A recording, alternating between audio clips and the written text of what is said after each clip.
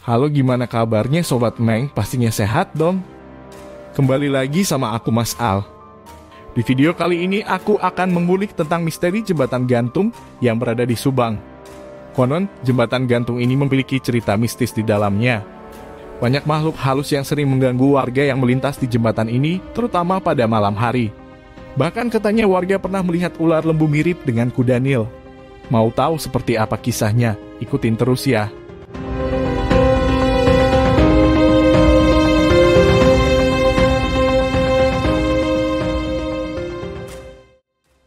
Jembatan gantung Desa Muara Ciasem adalah salah satu jembatan tua yang kondisinya sudah memprihatinkan dan sedikit menyeramkan jika di malam hari.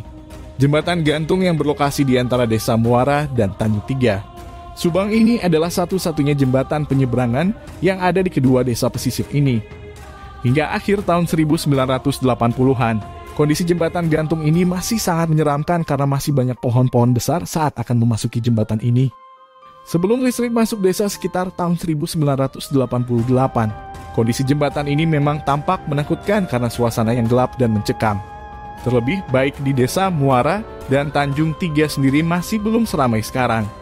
Tak ayal suasana horor ini banyak melahirkan kisah atau cerita-cerita misteri yang pernah dialami oleh beberapa warga.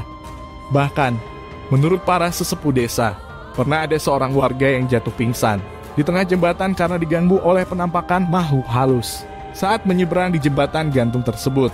Saat itu, jembatan gantung Desa Muara menjadi tempat yang dianggap paling angker di sekitar dua desa ini. Cukup banyak para orang tua yang menceritakan berbagai penampakan dan juga gangguan-gangguan yang dialami oleh warga. Di sekitar tahun 1970-an, suasana yang masih sangat sepi dan juga gelap mencekam memang sangat mendukung terjadinya berbagai penampakan. Beberapa penampakan yang sering terjadi dan kerap mengganggu adalah adanya sosok wanita berambut panjang yang mengenakan baju serba putih.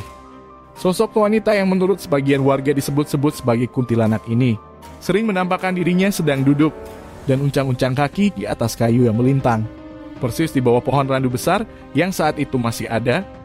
Selain sosok kuntilanak, warga juga sering mendengar suara orang yang sedang menjala ikan di Sungai Ciasem yang mengalir persis di bawah jembatan ini. Tak hanya suara orang sedang menjala, terkadang warga juga dikagetkan oleh suara kejebur atau benda jatuh ke dalam air yang terdengar sangat keras. Diketahui Sungai Ciasem adalah sungai purba yang sangat melegenda bagi masyarakat Kabupaten Subang, khususnya warga di pesisir utara.